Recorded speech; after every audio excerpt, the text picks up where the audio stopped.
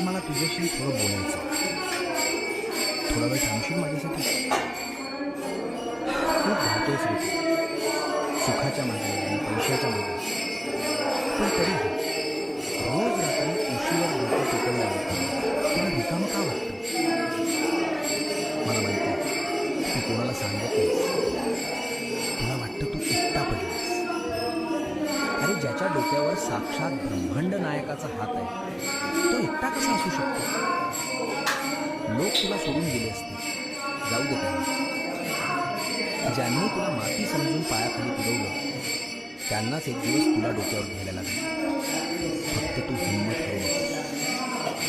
तुझ्या प्रत्येक संकटाची ढाल बनून तुझं सगळं ओझं माझ्या पायावर सोडलं.